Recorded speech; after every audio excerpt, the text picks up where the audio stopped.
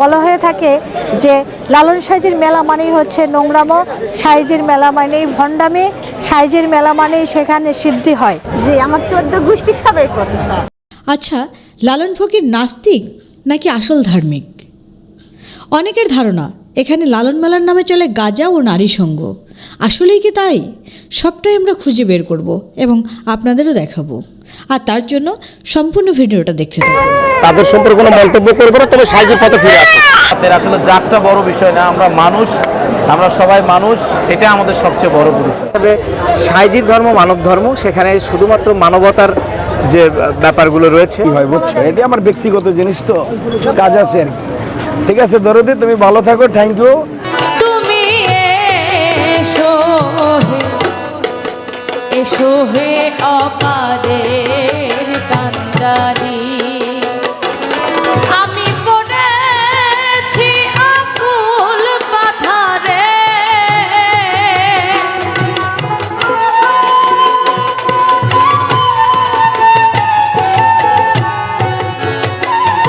আমি পড়েছি আকুল পাথারে, দাও এসে চরন্তরি গুরু, দাও এসে চরন্তরি, এসো হে অপারের কান্দারি, তুমি এসো হে অপারের কান্দারি। এই যে পথ দিয়ে আমরা যাচ্ছি, এটি একটি রহস্যময় আধ্যাত্মিক পথ। এই পথের শুরু আছে, শেষ নেই। এই পথ যিনি তৈরি করেছিলেন, কি উদ্দেশ্য ছিল তার? এই পথে যারা হাঁটে তারা সবাই কি নাস্তিক? আমরা এই সব প্রশ্নের উত্তর খুঁজতেই হাঁটছি এই পথে। হাজার মানুষের ভিড়ে আমরাও হাঁটছি। হাঁটতে হাঁটতে চোখ আটকে যাচ্ছে রাস্তার দুপাশে হরেক রকম পণ্যের পসরা সাজানো বিপণী বিতানে।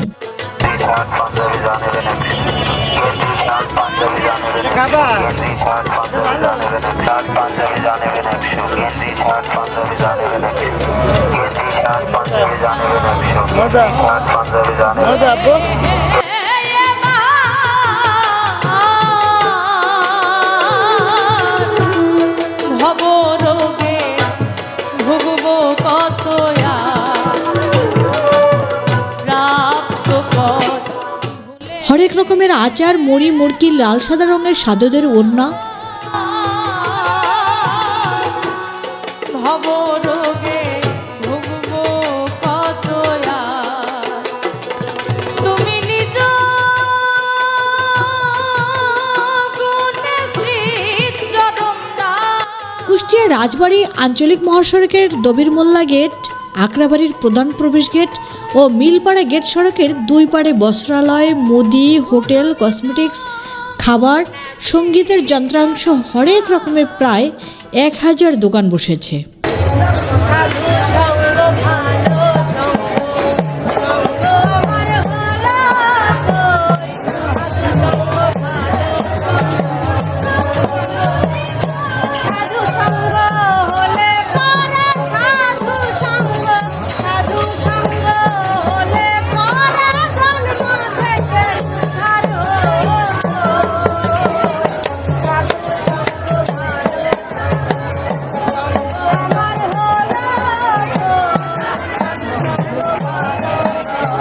হরেক রকমের চোখ ধাঁধানো বিপণী বিতান দেখতে দেখতে চোখ আটকে গেল আকরাবাড়ির প্রধান প্রবেশ গেটে। অনেক উঁচু এই গেটে লেখা রয়েছে মানুষ ভজলে সোনার মানুষ হবে।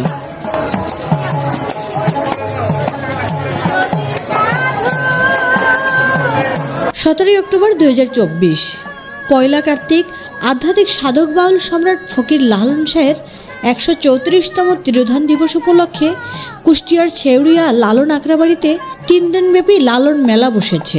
মেলার এক সপ্তাহ আগে থেকেই হাজারো ভক্ত অনুসারীরা দূর দূরান্ত থেকে এসেছেন এখানে। লালন মেলা উপলক্ষে আকরাবাড়ি হাজারো ভক্ত অনুসারীদের মিলন মেলায় পরিণত হয়েছে।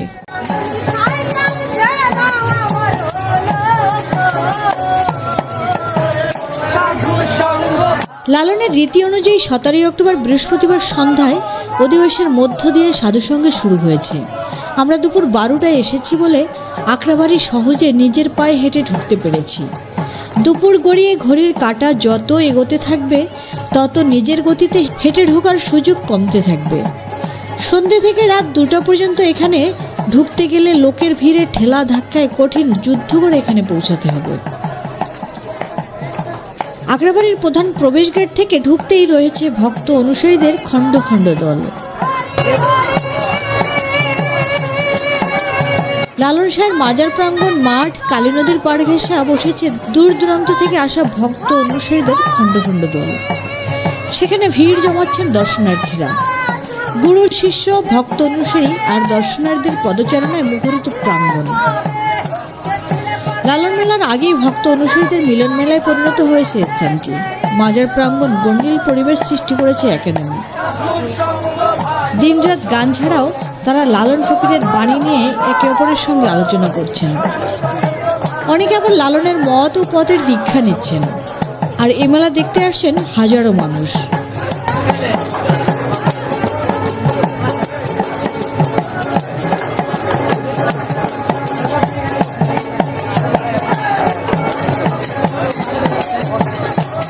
জয় গুরু। হ্যাঁ, আমরা এখানে যে আমরা সাইজির এখানে যে আমরা আসি আম্মা, এইটা হচ্ছে আমরা সাইজির তরিকায় দাখিল আছি।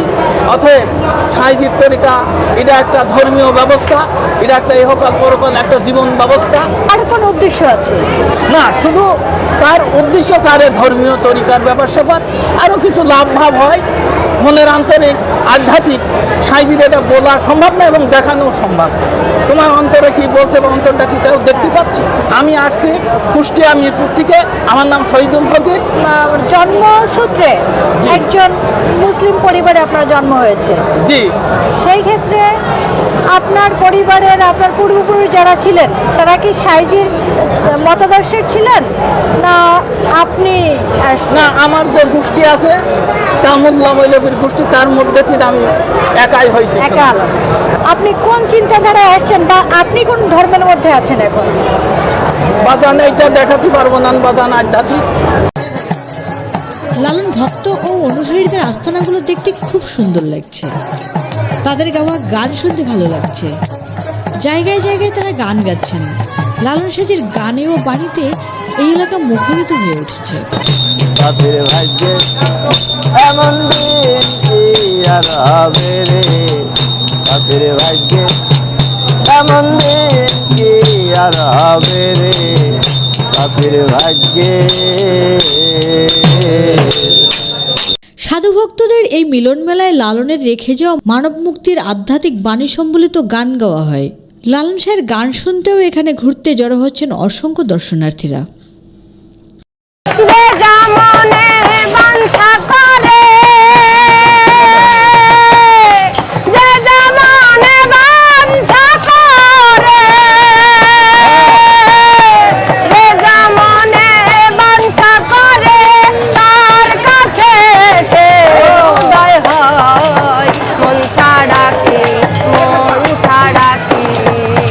মনের মানুষ রয় রয় রে, মন ছাড়া কি মনের মানুষ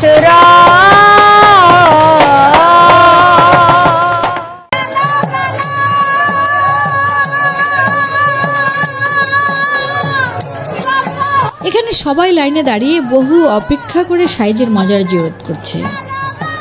এখানে খালি পায়ে যেতে হয়। তবে হাজার লোকের ভিড়ে জুতা রেখে গিয়ে মাজার জিয়ারত করে এসে জুতা খুঁজে না পাওয়ার সম্ভাবনা খুবই বেশি।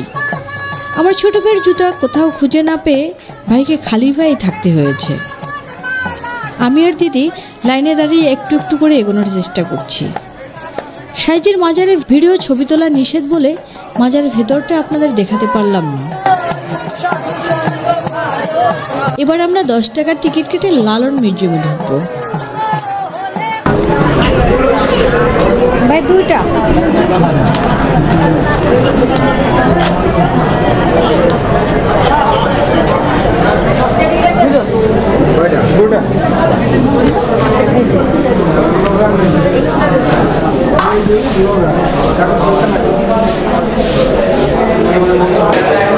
এখন আছি লালন মিউজিয়ামে। আর আমার পিছনে যে দরজাটা দেখা যাচ্ছে, এই দরজাটা কিন্তু লালন ব্যবহৃত দরজা। এই যে দরজাটা সাইজি ব্যবহার করতেন, তার সময়কার দরজা এখানে মিউজিয়ামে রাখা হয়েছে। লালন সাইজির আকৃতি নিয়ে লালন সাইজির কাঠ দিয়ে একটা মূর্তি বানানো রয়েছে। লালন শিষ্যদের ব্যবহৃত ডেক, আর এখানে দেয়ালে দেয়ালে রয়েছে লালন শাহের জীবন নিয়ে কিছু ছবি। হয়েছে উদয় কি আনন্দময় সাধুর সাধবাজারে পাপের ভাগ্যে এমন দিন কি আর হবে রে, পাপের ভাগ্যে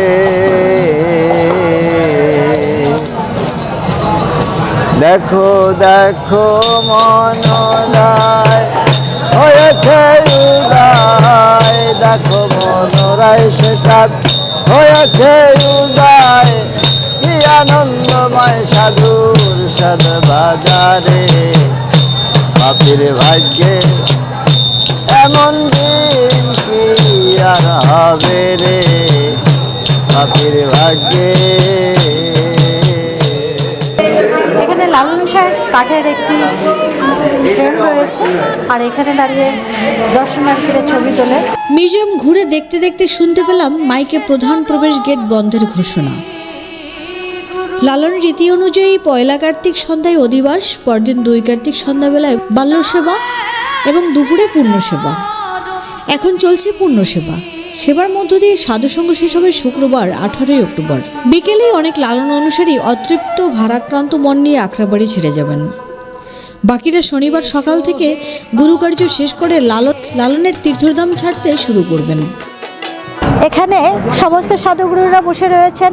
আজকে যে রাতটা গেছে, গত রাতে কিন্তু গত রাত এবং গত দিন সাইজির আরাধনার বিশেষ দিন ছিল।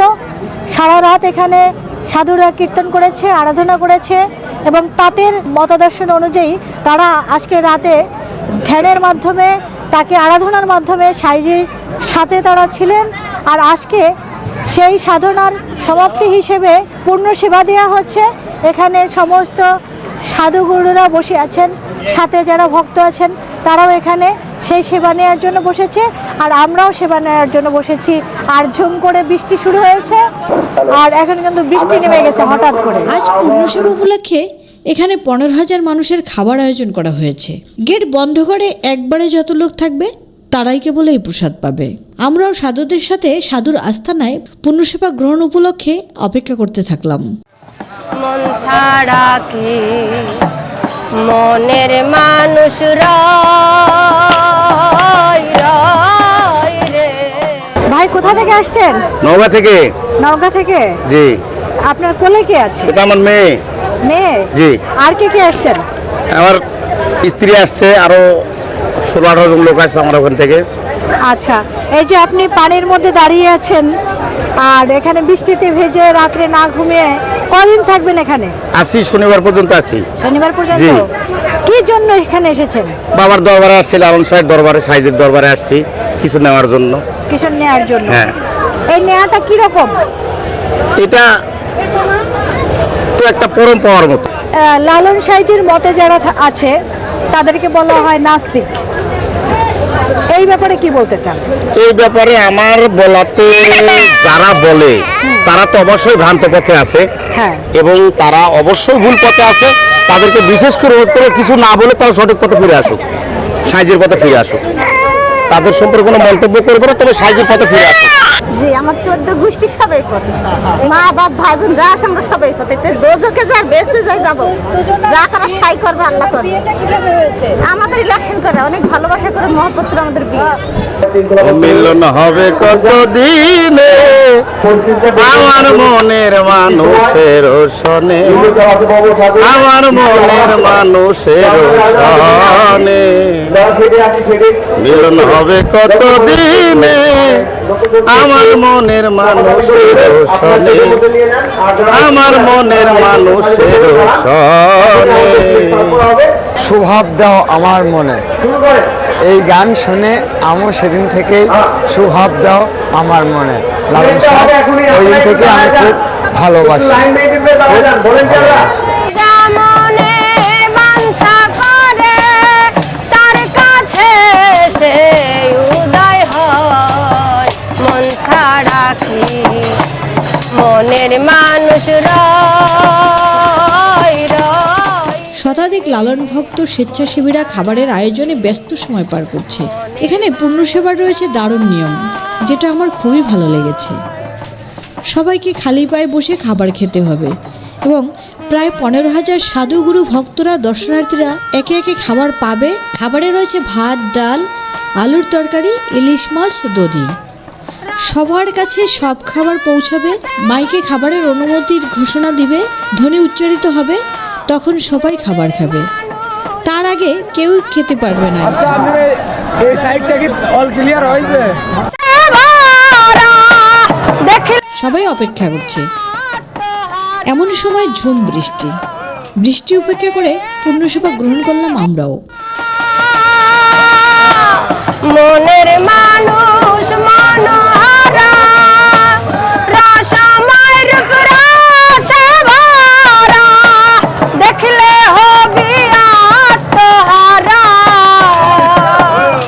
ওরে দেখলে হবি আত্মহারা, অধরাকে ধরা দায়, মন ছাড়া কি মনের মানুষ রয় রয় রে, মন ছাড়া কি মনের মানুষ রয়। যে যা মনে বাঞ্ছা করে, যে যা মনে বাঞ্ছা। এটি হচ্ছে লালনের মূল আখড়া বাড়ি।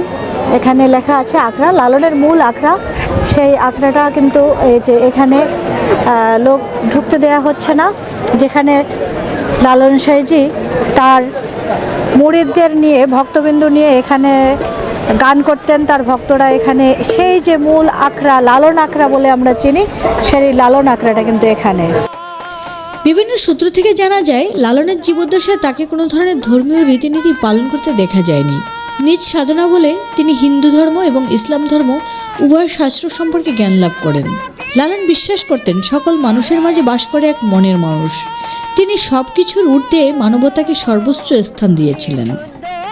ধর্মচেতনা মধ্যযুগের সাধকদের যেরূপ আশ্রয় দিয়েছিল, লালন সাহেব তাদের একজন। লালন ধর্মীয় সীমাবদ্ধতার বাইরে মুক্তির পথ খুঁজেছেন। তার কণ্ঠে সুরারোপিত হয়ে তৈরি হয়েছে মানব ধর্মের শ্রেষ্ঠ জয়গান। বিশ্বব্যাপী লালন দর্শন নিয়ে রীতিমতো গবেষণা চলছে। আপনি কোথা থেকে আসছেন? আমি আসছি হরিণাকুণ্ড থানা তেলটুবি গ্রাম থেকে। আপনার এখানে আসার মূল উদ্দেশ্যটা কি? কিছু পাওয়ার আশা তো, পাওয়ার আশায়। রাত ঘুম নেই, বৃষ্টিতে ভিজছি, কিছুই আসা যায় না।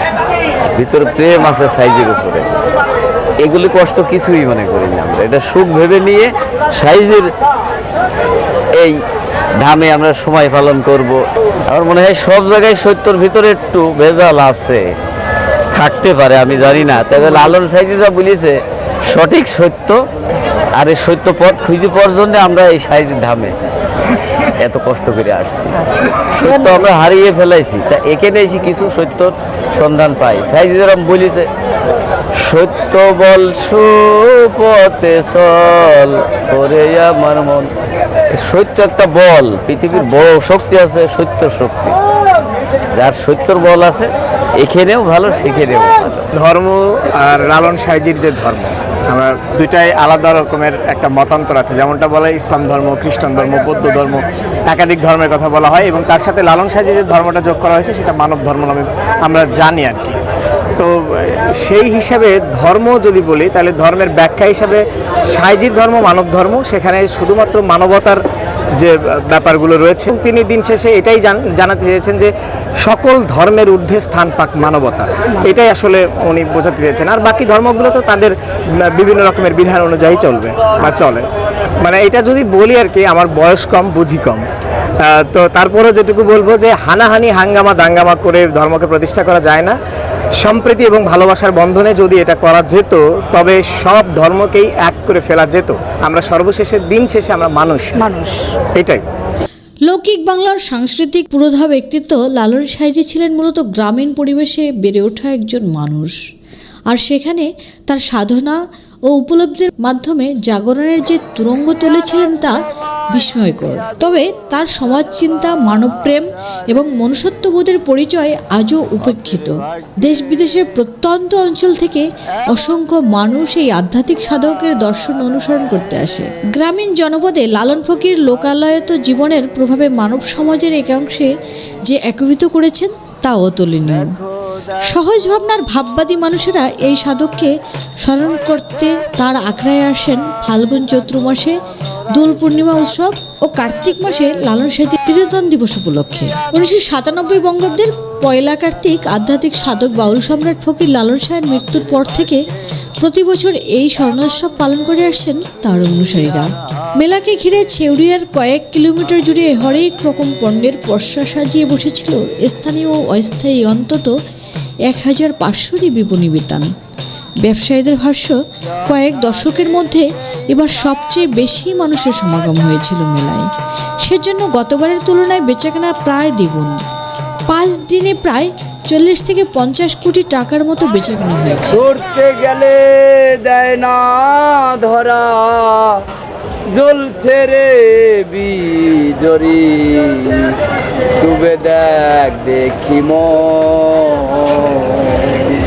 কি রূপ নীলাম, আকাশ বাতাস খুঁজিস যারে, এই দেহে সে রয়, ডুবে দেখ দেখি কি রূপ নীলাম। এক টোপলা কয় টাকা? এটার দাম হলো 220 টাকা। ওইটুকুন? এইটুকুর দাম 220 টাকা, এটা 2 গ্রাম। এর এক টুকরো দিয়ে কয়টা হবে? এই মালটা দিয়ে আপনার হলো তাহলেও মনে করেন তো 3 বাসির উপরে হবে, মানে এই বাসির 4 বাসি হবে। লালন মেলায় গাঁজা খাওয়া বেশ সাধারণ ব্যাপার, তবে সকলেই গাঁজা খায় না। লালন ভক্তদের একটি তরিকার লোকই গাঁজায় অভ্যস্ত। কত করে এই কলকি? 50 টাকা। এই ছোট কলকি 50 টাকা? সাধকদের খুব কমজনকেই তামাক ব্যবহার করতে দেখা গেছে। এমন সাধু সন্ন্যাসী রয়েছেন যারা তামাকের গন্ধও সহ্য করতে পারেন না, এসব পছন্দও করেন না। লালনের অনুসারীদের মধ্যে সাধু ও বাউলদের মধ্যে গাঁজার ব্যবহার কম থাকলেও তাঁবু বা পলিথিনের নিচে যে পাগলের দল রয়েছে এরা সকলেই গাঁজার ভক্ত। এই পাগলদের অন্যতম বৈশিষ্ট্য, এরা সকলেই লাল কাপড় ব্যবহার করেন। বড় দাড়ি, অনেকের জটা চুল, ময়লা শরীর, গলায় পাথর ঝোলানো, বড় মালা ইত্যাদি। তবে লালনের আখড়া এলাকায় স্মরণোৎসবের এই সময়টায় এখন গাঁজার গন্ধ ছাড়া একটুকু জায়গা পাওয়া দুষ্কর। আমি এখন যেখানে দাঁড়িয়ে আছি, আমার ডান পাশে ছোট ছোট যে আখড়াগুলো রয়েছে, পলিথিন টানিয়ে যে জায়গাগুলো রয়েছে, এখানে হচ্ছে সব পাগলের মেলা।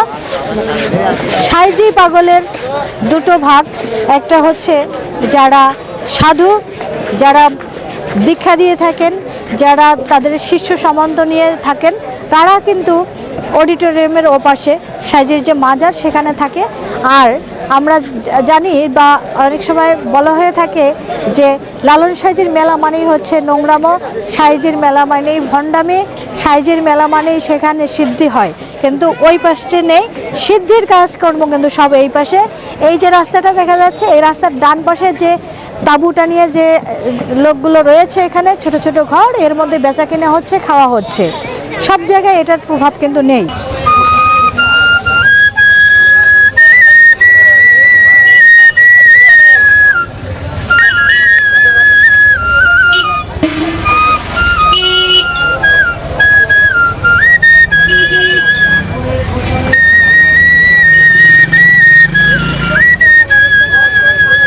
আর এটা আজমিরি পাথর দরুদি, এটা নিয়ত করে ভক্তি করে পড়তে হবে।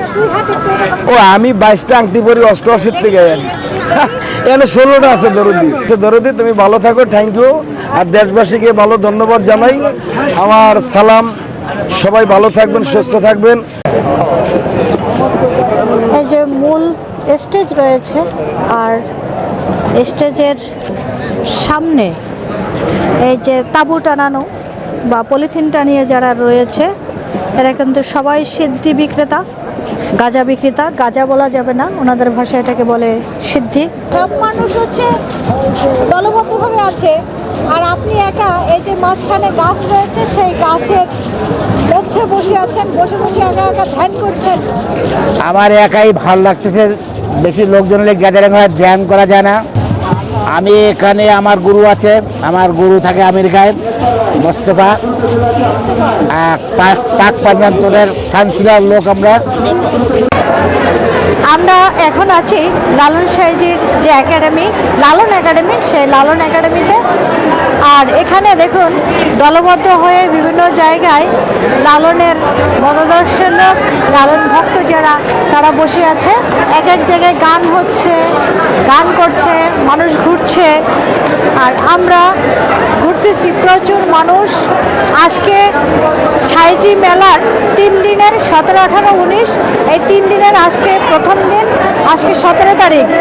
আজকেই প্রচুর পরিমাণে ভিড়, এবং শোনা যাচ্ছে যে এখানে আগামী 2 দিনে আরো বেশি পরিমাণে মানুষ হবে।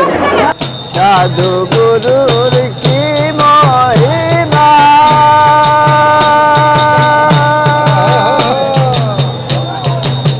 বেদে বিতে।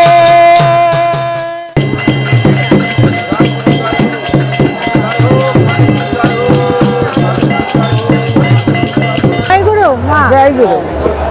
আমি একটু জানতে চাচ্ছিলাম যে আপনার সামনে যে আসনটা সাজানো হয়েছে, এই আসনটা সম্পর্কে যদি একটু ব্যাখ্যা দিতেন। এসব হলো, এই যা কিছু দেখতেছো, এটা হলো সাইজের শ্রদ্ধা ভক্তিতে আমরা পাগল মানুষ, এই পাগল ভাবে সাজাইছি। এখন তোমরা যে যা ভাবে নিতে পারো। ওখানে কি কি আছে? এখানে আছে হলো ফুল, আপেল, এই কদবেল আছে, পেয়ারা আছে, মোমবাতি, আগরবাতি, ফুল, এইগুলো। হ্যাঁ, আর এই প্রসাদটা কখন সবাই পাবে? এই একদম এই সাধু সঙ্গ পূর্ণ শিবার পরে, এই 3 দিন পরে? না, কালকে দুপুরবেলা পূর্ণ শিবা হবে, পূর্ণ সেবা হবে। পূর্ণ শিবার পরে। আচ্ছা, আমরা পাবো না আপনার শিষ্যরা পাবে শুধু? যে থাকবে এখানে সেই পাবে, সবাই সবাই পাবে? পাবে, একটু করে হলেও পাবে। আচ্ছা আচ্ছা। শুনিলে প্রাণ চমকে ওঠে, শুনিলে প্রাণ চমকে ওঠে, দেখতে জানো ভুজঙ্গনা, যেখানে সার বারম খানা, যেখানে সার বারম খানা, যেখানে সার বারম খানা। আমার জীবনের প্রথম আজকে এই লালনের আখড়ায় এসেছি। আমরা অনেক সময় বিভিন্ন মিডিয়াতে এবং বিভিন্ন চ্যানেলে দেখেছি এই লালনের আখড়ার এই মেলা, লালনের মেলা। আজকে সশরীরে নিজেরা উপভোগ করার জন্য আমি সহ আমার যারা রিলেটিভ ভাই, বাদার, ছোট ভাই, বড় ভাই, সবাই সহ আমরা চলে এসেছি লালনের এই আখড়াতে। আসলে সত্যি অসাধারণ। আমরা যদি এটা নিজের চোখে না দেখতাম তাহলে আমরা হয়তোবা বুঝতে পারতাম না। আমরা সত্যি মুগ্ধ আজকে এত লোক দেখে, এত ভক্ত দেখে, যে আসলে লালন এত আগে আমাদের মাঝ থেকে চলে গেছে। উনি শিক্ষণীয় কিছু বিষয় আমাদের জন্য রেখে গেছে, যেগুলো যদি আমরা আমাদের জীবনে চলার পথে মেনে চলি, অবশ্যই আমাদের সফলতা আসবে। আসলে লালন বলে গেছে, আসলে লালন কোন জাতের, আসলে জাতটা বড় বিষয় না, আমরা মানুষ, আমরা সবাই মানুষ, এটা আমাদের সবচেয়ে বড় পরিচয়। আপনি তো এখানে প্রথম? যে আমি এখানে আজকে এর আগে আপনার যে ধারণা ছিল আর এখানে এসে মিল পেয়েছেন? আমি আসলে লালন সম্বন্ধে শুনতাম, অনেক সময় অনেক নেগেটিভ পজিটিভ সব মন্তব্যই শুনেছি। তবে লালনের এই আখড়া সম্বন্ধে নেগেটিভ কিছু বেশি শুনেছি, পজিটিভ খুব কম শুনেছি। তবে আমার কাছে একটা ধারণা মনে হয়েছে যে যদি একটা মানুষের একটা বিষয়ে যদি ভালো গুণই না থাকে, তাহলে এতগুলো লোক কেন এখানে আসলো? আর এই লোকগুলোকে তো কেউ এই সিন্নি দিয়ে আর ওই বিরিয়ানি দিয়ে কেউ ডেকে আনে নাই, সবাই যার যার ভালোবাসার তাগিদে এবং পছন্দের জন্য এখানে ছুটে এসেছে, এটা আমি মনে করি। সবচেয়ে বড় বিষয় কি, এখানে একটা জিনিস আমি খেয়াল করলাম যে এখানে কোনো ধর্ম বর্ণ ভাগাভাগি নেই, আমরা সবাই মিলে উৎসবটা পালন করতেছি। আর এখানে নেগেটিভ সাইড যে যেভাবে মাইন্ডে নিবে তার কাছে সেভাবে, যারা নেগেটিভ মাইন্ডে আসছে তারা নেগেটিভ মাইন্ডে নিলে নেগেটিভ, যারা পজিটিভ মাইন্ডে আসছে তারা পজিটিভভাবে নিলে পজিটিভ। সবচেয়ে বড় কথা হলো যে মন্তব্য কখনো গন্তব্যে পৌঁছায় না। আমরা মন্তব্য করতে পারবো কিন্তু গন্তব্যে কখনো যেতে পারবো না, এটা হলো সবচেয়ে বড় পরিচয়। আচ্ছা, আপনার মাথায় সাদা পাগড়ি, সাদা পোশাক, কি মনে করে? আচ্ছা, এটা আমি মনে করি এখানকার একটা পোশাক বললেই চলে। সাদা হলো জগতের আলো, এক কথায় সাদা পোশাক মানে তোমার ভিতরটাকেও সাদা করো, শান্তির প্রতীক, শান্তির প্রতীক। এবং এটাকে বোঝায় যে সাদা মানে তোমার ভিতরটাকে, বাইরে যেমন সাদা ভিতরটাকেও সাদা করো, তুমি জীবন অনেক দূর এগিয়ে যেতে পারবা। আর এখানে পোশাক আমি দেখলাম যে সাদাই, সবার সাদা মনের মানুষগুলো এখানে আসে এবং সাদা পোশাকে সবাই ধারণ করতেছে, আমার কাছে মনে হয়েছে। দেখো দেখো মনোরায় হয়েছে উদয়, দেখো মনোরায় সেকাত হয়েছে উদয়, কি আনন্দময় সাধুর সাদ বাজারে, পাপির ভাগ্যে এমন দিন কি আর হবে রে, পাপির ভাগ্যে।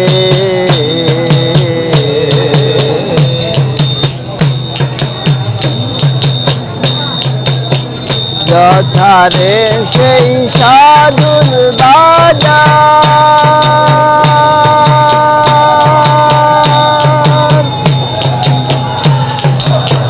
তথা শৈবা রাম নিরন্তর, যথারে সেই সাধুর বাজার, তথা শৈবা রাম নিরন্তর।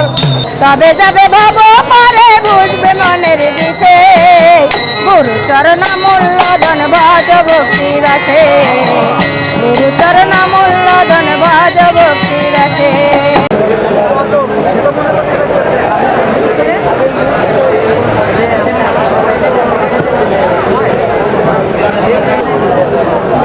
এখানে ধূপ ধুনো জ্বালিয়ে, মোমবাতি জ্বালিয়ে, আগরবাতি জ্বালিয়ে সাইজির বড় একটা ছবি রয়েছে ওখানে, ছবিতে ফুলের মালা দিয়ে এখানে সাইজি ভক্ত যারা রয়েছেন তারা এখানে পুজো দিচ্ছেন।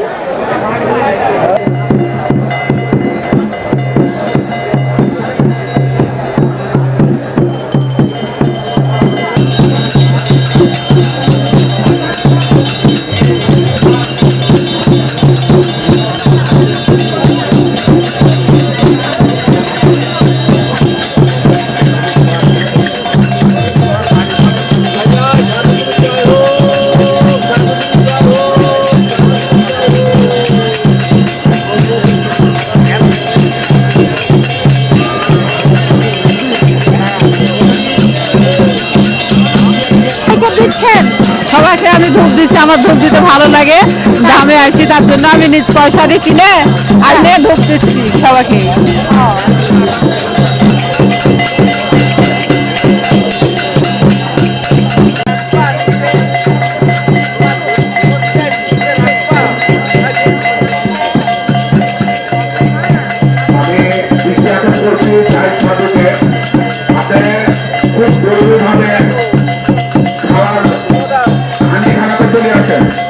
অসাম্প্রদায়িক বাংলাদেশের কথা বলেছিলেন, সাইজি যে অসাম্প্রদায়িক মানবতার কথা বলেছেন। মাজার প্রাঙ্গণ রেখে মাঠের এক মাথায় রয়েছে মূল মঞ্চ। লালন মেলায় অনুষ্ঠানে প্রতিদিনই আলোচনা সভা শেষে মঞ্চে শুরু হবে লালন সঙ্গীত, যেখানে গাইবেন লালন একাডেমির শিল্পীরা ছাড়াও দেশের বিভিন্ন প্রান্ত থেকে আগত বাউল শিল্পী ও ভক্তরা। রাত 10টা থেকে ভোর 5টা পর্যন্ত চলতে থাকে এই গান। একজন শিল্পী কেবল এই মঞ্চে একটি গান গাওয়ার সুযোগ পাবে। এবারে লালন মেলাকে কেন্দ্র করে বিগত কয়েক বছরের তুলনায় সবচেয়ে বেশি দর্শনার্থীদের আগমন ঘটেছে। আমার এখানে এসে দারুণ অনুভূতি, এখানে এসে খুবই ভালো লেগেছে।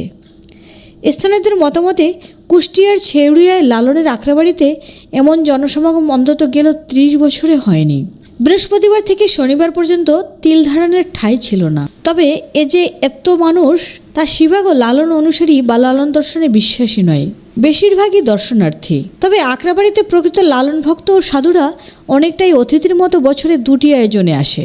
লালন ভক্ত ও অনুসারীরা জানান, প্রতিবারই লালন মেলায় লাখ লাখ মানুষের পদচারণায় মুখরিত হয় এই লালন প্রাঙ্গণ। এবার মেলা শুরুর এক সপ্তাহ আগে থেকে দূর দূরান্ত থেকে হাজারো ভক্তরা এসেছেন। যতই সময় পার হচ্ছে ততই ভিড় বাড়ছে। লালন ফকিরের গানে গানে এখন মুখরিত এই এলাকা। মরমী সাধক ফকির লালন সহ কুষ্টিয়ার শহরতলি কুমারখালী উপজেলার চাপড়া ইউনিয়নের ছেউরিয়া গ্রামে 1890 সালের 1 কার্তিক মারা যান। এখানে পরবর্তী সময় লালন মেলার আয়োজন শুরু হয়। সেই থেকেই প্রতি বছরই নানা আয়োজনের মধ্য দিয়ে তাদের কাঙ্ক্ষিত এই উৎসব পালন করা হয়। বন্ধুরা, এটাই ছিল আমাদের লালন মেলার মূল পর্ব। আশা করি আপনারা ভিডিওটি দারুণ উপভোগ করেছেন।